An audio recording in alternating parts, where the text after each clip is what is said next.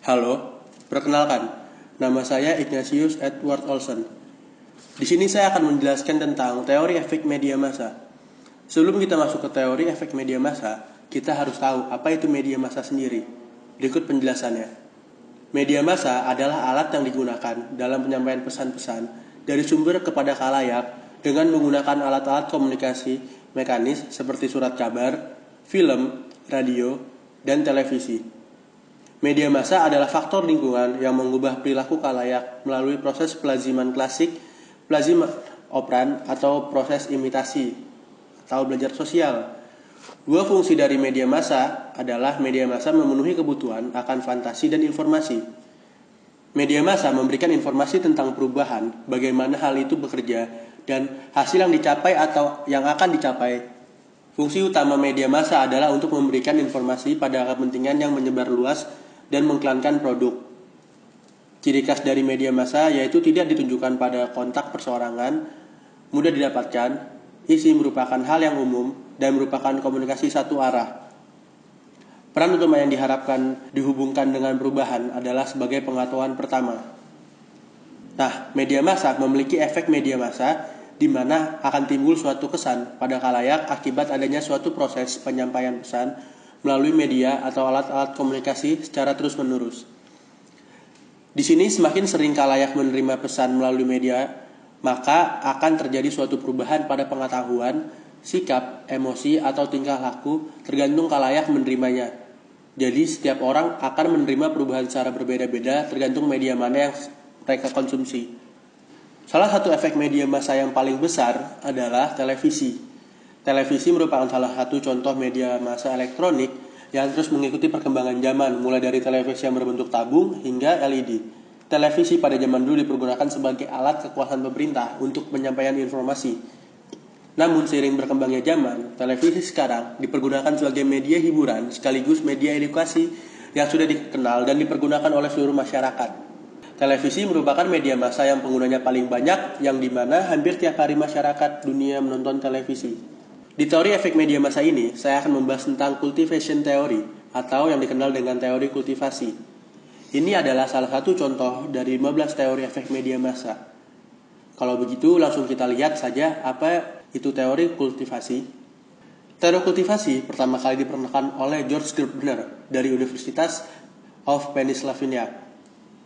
Kultivasi sendiri berarti penguatan, pengembangan, perkembangan, penanaman, atau perawatan.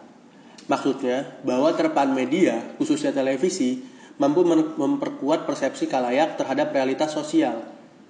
Semakin banyak waktu orang menonton TV, maka semakin seseorang bahwa realitas sosial sama dengan yang digambarkan di TV. Menurut teori ini, televisi menjadi media atau alat utama di mana para penonton televisi belajar tentang masyarakat dan kultur di lingkungannya. Mampu menciptakan sindrom dunia. Maknanya yang artinya bagaimana seseorang memaknai dunia dipengaruhi oleh pemaknaan di televisi. Secara ringkas, Gerbner memberikan proposisi tentang teori kultivasi sebagai berikut. Yang pertama, televisi merupakan suatu media yang unik yang memerlukan pendekatan khusus untuk diriset. Yang kedua, pesan-pesan televisi membentuk sebuah sistem koheren, mainstream dari budaya kita. Yang ketiga, sistem-sistem ini berisi pesan tersebut memberikan tanda-tanda kultivasi. Oke, televisi memiliki dua tipe penonton, yaitu penonton kelas ringan dan penonton kelas berat. Penonton kelas ringan akan menonton televisi hanya jika ada keperluan atau asupan informasi dan memakan waktu sekitar 2-4 jam sehari. Orang-orang yang menonton dalam waktu-waktu tercepat ini biasanya adalah para pekerja atau mahasiswa yang hanya menonton untuk mencari berita atau mencari informasi. Sedangkan penonton kelas berat adalah orang-orang yang setiap harinya bisa menonton televisi. Pengaruh yang diberikan televisi akan lebih besar terhadap penonton kelas berat. Mengapa? Karena mereka lebih sering di depan televisi dan menerima informasi atau melihat adegan-adegan berbeda setiap harinya. Contoh kasus yang saya pakai di sini adalah tayangan program Suara Hati Istri yang disiarkan di Indosiar. Dalam tayangan Suara Hati Istri ini menceritakan tentang kisah drama problematika rumah tangga dari sudut pandangan seorang wanita atau seorang istri yang terinspirasi dari curhatan suara para istri yang terzalimi. Dari contoh kasus di atas, analisis kasus saya, jika dihubungkan dengan teori efek media massa yang saya ambil yaitu teori kultivasi, tentu saja teori ini sangat berdekatan dan berkaitan karena kalau diteliti lebih berarti Indosiar sukses dengan tayangan program Suara Hati ini. Dari penjelasan teori kultivasi, jika dihubungkan dengan acara ini, televisi mampu menciptakan sindrom dunia, makna, yang artinya seseorang memaknai dunia dipengaruhi oleh pemaknaan televisi. Jadi kesimpulan yang saya ambil di sini berdasarkan contoh kasus di atas dan teori yang saya pakai yaitu teori kultivasi, maka televisi tetap menjadi salah satu media massa yang tidak akan mati walaupun tersaingi oleh internet. Karena terbukti bahwa hingga saat ini orang-orang tetap menonton TV walaupun hanya seperlunya. Khususnya di kalangan orang tua karena mereka masih percaya bahwa televisi menjadi media massa nomor 1 yang valid.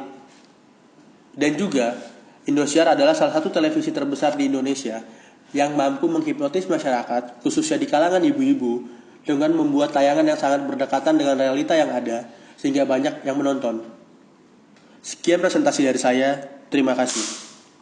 Mohon maaf jika ada kekurangan kata-kata atau kesalahan kata-kata. Sampai berjumpa lagi.